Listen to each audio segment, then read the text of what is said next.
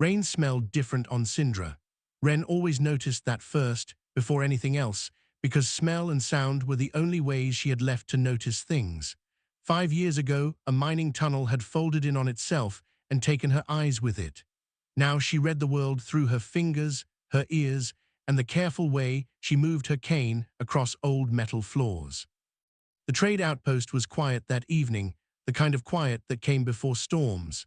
She was checking a faulty sensor panel near the docking bay when the alarms started screaming. Metal groaned somewhere above her. Boots pounded past her in every direction, and voices shouted words she didn't understand, low and hissing, full of panic. A ship had come down hard. She could hear it, the screech of overheated plating, the hiss of leaking coolant, a heavy engine dying by inches.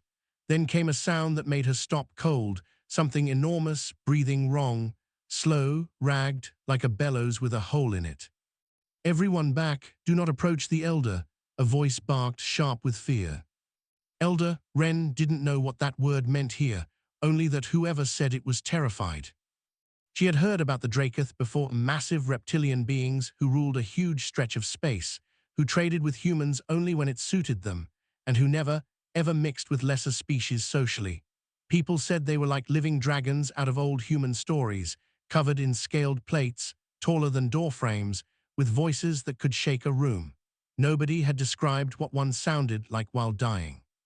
Ren gripped her cane and walked toward the sound. "Get back, human," a Dracoth guard snapped, its voice like stone grinding on stone. "This is forbidden ground for your kind." "Something's hurt," Ren said simply. "I can hear it." "You cannot help this. Stand down or be destroyed." She kept walking, not out of bravery exactly. She simply didn't understand the threat the way a sighted person would.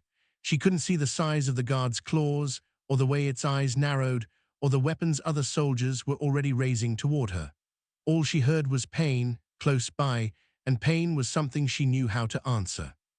"Let her through," someone rasped, weak but commanding. The voice came from the ground, from the massive shape she could now feel radiating heat a few feet away. "If death comes to me tonight, let it come from many hands, not one small one." The guards hesitated, then stepped back, confused and furious. Ren knelt, heat rolled off the injured creature like a furnace, and she could hear the ragged rhythm of a heartbeat trying not to stop. Beneath her knees, the floor was slick with something warm. "I'm not here to hurt you," she said quietly, the way she might speak to anyone frightened and in pain. "I just want to see what's wrong. Is that all right?" There was a pause, then the enormous shape shifted slightly, as if allowing her closer. "You would touch what you cannot even see," the voice said, almost amused despite its pain. "Strange creature." "It's how I see," Ren answered, "with my hands." She reached out slowly, giving whatever this being was time to pull away if it wanted to. Her fingers found rough, plated skin, warm and trembling. She moved carefully upward, mapping shapes the way she always did, searching for the source of the wrongness, for whatever her hands could tell her that her eyes never would again. Around her, every guard in the room had gone completely silent, weapons frozen halfway raised, staring at something that should have gotten her killed on the spot. Her fingers reached the edge of what she realized must be a face, long, angular, scaled, unbearably large. She felt heat pulsing unevenly along one side of the jaw, a fracture beneath the surface, swelling dangerously close to what she guessed was an airway. "Here," she murmured, pressing gently, "this is what's hurting you." The massive creature made a sound low in its throat, not a growl, but something closer to shock. No guard moved, no one dared to. For the first time in longer than any of them could remember, an outsider's hand rested on the face of a Dracoth elder, and the elder did not strike her down. What Ren didn't know, what none of the outpost's human staff had bothered to explain to her, because most of them didn't fully understand it either, was that she had just broken one of the oldest, most sacred laws in the Dracoth Dominion. Among the Dracoth, the face was not simply a face. It was the seat of the soul line, the living record of a bloodline stretching back thousands of years. To touch an elder's face without permission was considered an act of such violation that entire wars had been fought over lesser insults. No outsider had done it and lived, not in longer than anyone could remember. And yet here was a blind, unarmed human woman with her palm pressed against the jaw of Vianth, an elder of the Dominion, calmly telling him he had a fracture. "You should stay still," Ren said. "Moving might make the swelling worse." Vianth exhaled a long, rattling breath that might have been a laugh if dying creatures could still laugh. "You do not know what you are doing." "I know you're hurt, and I know where," she said. "That's enough for now." She reached into the small bag she always carried and pulled out sealant gel meant for human wounds, not perfect, but it was what she had. She pressed it gently along the fracture line, murmuring an apology when he flinched. "This is going to feel strange," she warned. "I don't actually know your biology, I just know pain when I feel it." "That," Vianth rasped, "is more honesty than I have heard from anyone in 100 years." The guards around them still hadn't moved. One of them finally found his voice. "Elder Vianth, she has touched your face. Command us. We will end this insult immediately." "No," Vianth said, sharper than his weakened voice should have allowed. "You will not touch her." The guard froze, torn between obedience and disbelief. Ren, still working, tilted her head slightly. "Is something wrong?" "You have no idea what you have done," Vianth said, and this time there was no anger in it, only something closer to wonder. "No idea at all." "I know I'm trying to help," she said simply. "If that's wrong here, I'm sorry, but I couldn't just listen to you struggling to breathe and do nothing." Vianth's massive head shifted slightly beneath her hands, the closest thing to a nod he could manage. "Where I come from," he said slowly, "everyone who looks upon my face sees a ruler, a weapon, a god carved from old wars. You are the first in longer than I can remember who saw only someone hurting." Ren didn't answer right away. She simply kept working, steady and unhurried, the same way she might tend to any patient, a stranger, not a legend. Minutes passed. The swelling along his jaw began to ease under her care. His breathing slowly settling into something less ragged. The room remained frozen around them, guards watching in stunned silence, none of them willing to be the one who finally decided what to do about a human who had touched the sacred and somehow was not dead. Finally, weakly, Vianth spoke again. "What is your name, small one?" "Ren." "Ren," he repeated, testing the shape of it. "You should be afraid of me." "I've been in worse rooms with worse things," she said honestly. "Pain doesn't scare me much anymore, it's just something to fix." Outside, word was already spreading faster than any of them realized, whispered first among the guards, then relayed in a frantic, disbelieving report sent up the chain to the nearest Dracoth command vessel. A message that would soon reach the highest levels of the Dominion. An outsider touched an elder's face, and he let her. By the time Vianth's breathing steadied into something safe, far above Syndra, an ancient and terrible attention had already begun turning toward the small, quiet trade outpost, and the blind woman inside it, who had no idea what storm she had just called down. 3 days later, the sky over Syndra opened up in a way it never had before. A Dracoth vessel descended through the clouds, not a transport, not a patrol ship, but something far larger, older, and heavier with meaning. Outpost Command recognized the design instantly from old records and went pale. It was a council ship, the kind that only left Dracoth space for matters of extreme importance. "They're here for the girl," someone whispered in the control room. "They're here for Ren." Panic spread through the outpost fast. Officials who had barely acknowledged Ren's existence a week earlier now scrambled to distance themselves from her, murmuring about diplomatic incidents and formal apologies, debating whether handing her over quietly might prevent a war none of them were prepared for. Ren, for her part, simply sat in the small medical bay where she worked, listening to the commotion outside with quiet confusion. "They're upset because I touched him," she asked, when a nervous outpost official finally explained badly what she'd apparently done. "You touched an elder's face," the man said, voice shaking. That's not something people survive doing, Ren." "He asked me to help him," she said simply. "He was hurt." That doesn't matter to them. It's forbidden, sacred. I don't fully understand it myself, but he stopped as heavy footsteps echoed down the corridor, unmistakably not human. They came for her not with weapons, but with unsettling formality, a full honor escort, moving with slow, deliberate steps, saying nothing as they guided her toward the newly landed council ship. Ren walked among them calmly, cane tapping softly against the floor, listening to the low murmurs of voices around her that fell silent the moment she got close. Inside the ship, the air grew warmer, thick with an unfamiliar mineral scent. She was led into a wide chamber that echoed with sighs she couldn't see, but could feel pressing in from every direction, vast, ancient, heavy with presence. Multiple massive shapes surrounded her, their breathing slow and deliberate, radiating heat like a room full of old furnaces. She counted at least 7 distinct presences, each different in weight and rhythm. "You are the one called Ren," said a voice from the center of the chamber, older than Vianth's, rougher, carrying an authority that made the air itself feel heavier. "I am," she said. "I am Kessar," the voice continued. "First speaker of the Elder Council, you touched the face of Elder Vianth." "I did," Ren said. "There didn't seem to be any point in denying it. He was dying. I wanted to help." A murmur rippled through the chamber, dozens of low voices reacting at once, though Ren couldn't tell if it was anger or something else entirely. "Do you understand what you have done?" Kessar asked. "I'm told it's forbidden," Ren said honestly. "I didn't know that when I did it. I still don't fully understand why. Where I'm from, when someone is hurt, you help them. That's all I was doing." Silence again, heavier this time.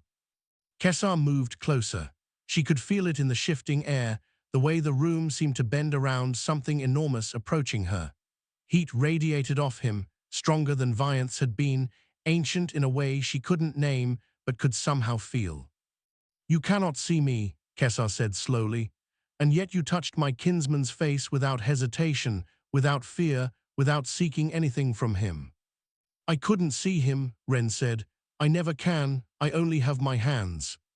For a long moment, nothing happened. Then, quietly, curiously, she reached out, not out of defiance, not out of foolishness, but simply because it was how she understood anything at all, and let her fingers find the edge of Kessar's face. The entire chamber went utterly silent. Her fingers moved slowly across ancient, weathered scales, tracing lines carved by centuries rather than mere years. She felt old scars beneath the surface, ridges shaped like history itself, and a stillness in him that felt different from Vianth's restless energy, heavier, more controlled, like something that had learned long ago never to react without purpose. No one in the chamber breathed. Guards who had trained their entire lives to react instantly to any threat against a council elder stood frozen, weapons lowered, uncertain what law even applied here anymore. This had never happened, not in living memory, not in recorded memory. Kessar did not pull away. He did not strike her down.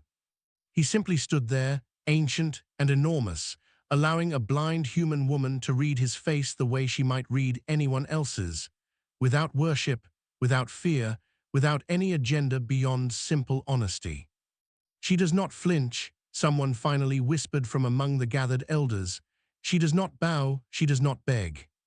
She does not even know to be afraid," another voice murmured, almost reverently. Kessar's ancient voice rumbled low, thoughtful. "There is an old teaching," he said slowly, "buried in the earliest records of our people, from before empire, before conquest, before fear became our language.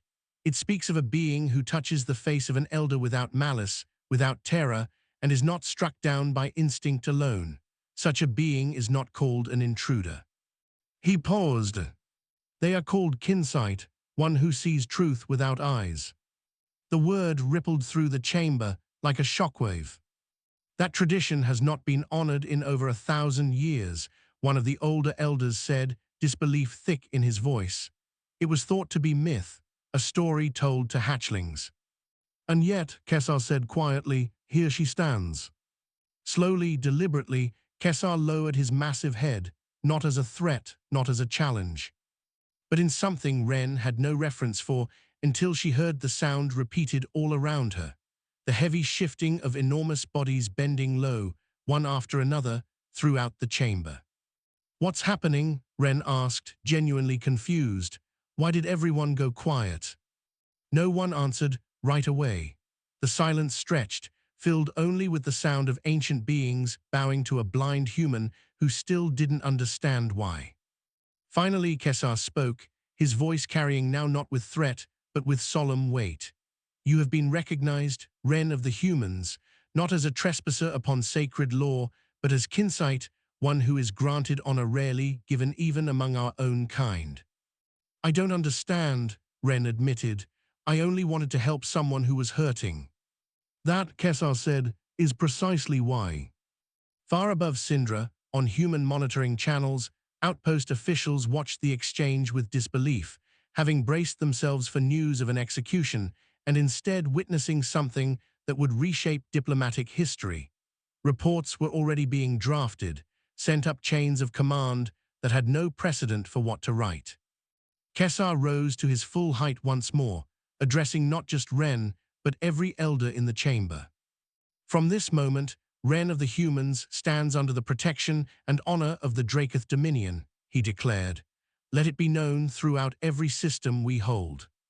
Somewhere far off in Dracoth space, that declaration would soon reach ears that did not welcome it, old, hardline voices who had built their power on fear, and who saw in this strange, gentle human not honor, but a dangerous crack in the foundation of everything they ruled. But for now, in that vast chamber, every elder remained bowed before a woman who still could not see them, and who had never once meant to change anything at all. News like this did not stay contained for long. Within weeks, word of what happened on Syndra had spread far beyond Dracoth space, whispered among trade routes, debated in council chambers of a dozen minor species who had spent generations living quietly beneath Dracoth dominance. If a blind human could touch the face of an elder and be honored instead of destroyed, people began to ask, then maybe the old fear wasn't as absolute as it always seemed. That question terrified exactly the people it was supposed to. Not everyone within the Dominion welcomed Kesar's declaration. A faction of older, harder elders, those who had built their standing on centuries of unquestioned fear rather than honesty, saw Ren not as an honored guest, but as a crack running straight through the foundation of their power. If outsiders stopped fearing the Dracoth, what exactly would stop them from resisting? Vianth, fully recovered now, found himself standing firmly at Ren's side more often than not, partly out of gratitude, partly out of growing respect. "They will not accept this easily," he warned her one evening, his voice low with concern. "Tradition is a comfort to some, to others it is armor they refuse to remove." "I'm not trying to take anything from anyone," Ren said. "I never wanted power, I just helped someone who needed it." "That is exactly what frightens them," Vianth replied. "You never wanted it, and yet you were given it anyway." The threat came sooner than expected. During a formal gathering meant to formally record Ren's new status among Dracoth law, a group of hardline guards, loyal to an elder named Corin, one of the fiercest opponents of the old Kinsight tradition, attempted to seize her under the pretense of a security inspection, intending to remove her quietly before the ceremony could be finalized. Ren heard them coming before anyone announced their presence, footsteps too fast, too coordinated, breathing too controlled for a routine escort. "Something's wrong," she said quietly to Vianth, who immediately moved to stand between her and the approaching group. "Stand down," Vianth warned the guards. "This is not sanctioned."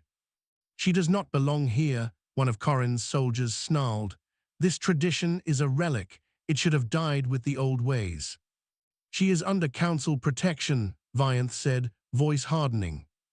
"Protection granted by fools chasing old legends," the soldier spat. For a tense moment, it seemed violence was inevitable. Weapons hummed to life around the chamber.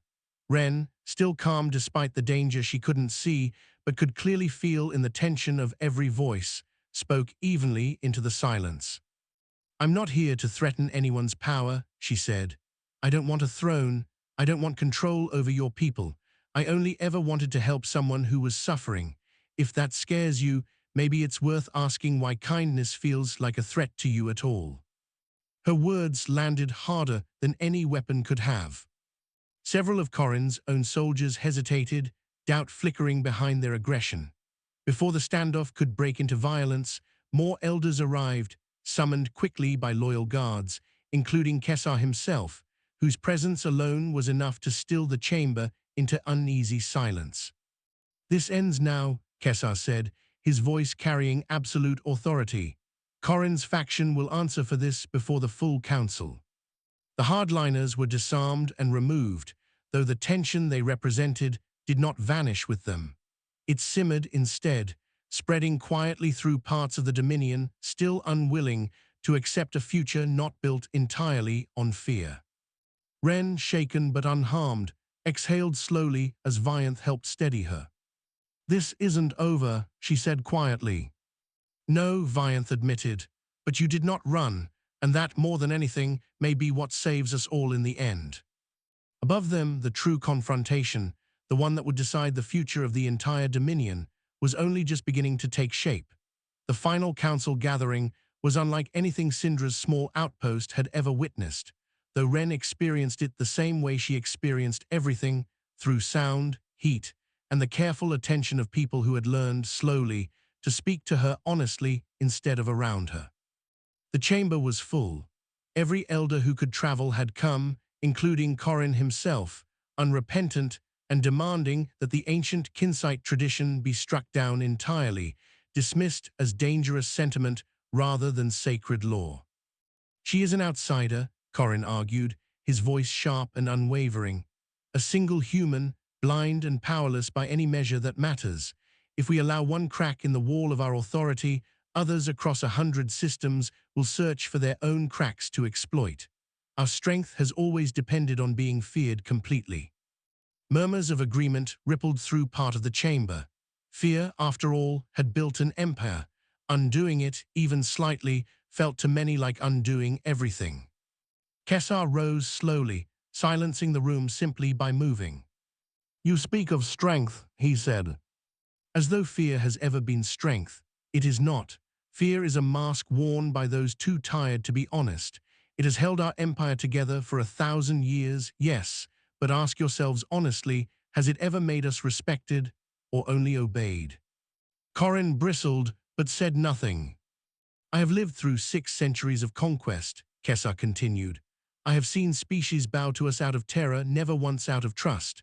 This human," he gestured toward Ren, standing quietly beside Vianth, "touched my face without worship, without fear, without wanting anything from me at all. In all my long life, no one has ever done that, not even my own kind."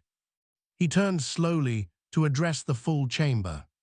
She could not see the danger she stood in, and because of that, she saw something none of us have seen in centuries, what it means to be looked at honestly instead of feared blindly. Silence held the room. "I am not proposing we abandon our strength," Kesar said finally. "I am proposing we remember where true strength has always lived, not in what others fear of us, but in what they choose to trust in us freely." He turned to Ren. "Speak, Kinsight. This decision affects your people as much as mine." Ren stepped forward, steady despite the enormous weight pressing in around her from every side. "I never wanted to change your empire," she said honestly. "I only reached out because someone was hurting, and I couldn't ignore it. If that one small moment scared people enough to question everything they built on fear, maybe it was never as strong as everyone believed. Strength that can't survive honesty isn't really strength at all." For a long moment, no one spoke. Then slowly, deliberately, Kesar rendered his final judgment. The Kinsight tradition would stand, reaffirmed formally across the Dominion, and Corin's faction would lose standing within the council for attempting to act against it. It was not the end of tension within Dracoth space. Old fears rarely disappeared overnight, but it was, undeniably, a beginning. Word spread quickly across neighboring systems. The Dracoth Dominion, for the first time in 1,000 years, had chosen honesty over fear, guided by the touch of someone who never even meant to lead anyone anywhere. Ren returned to Syndra eventually, back to her small outpost, her sensor panels, her quiet work most people barely noticed. She never asked to be remembered as a hero, and mostly she wasn't, not loudly anyway. But sometimes, when new Dracoth ships passed through the outpost, their crews would pause respectfully near her, heads lowering slightly before continuing on, honoring a debt she never once tried to collect. She would simply nod back, unseeing, unbothered, and return to her work, because to her, none of it had ever been about legends or empires. It had only ever been about reaching out when someone else was hurting and refusing to be afraid to help.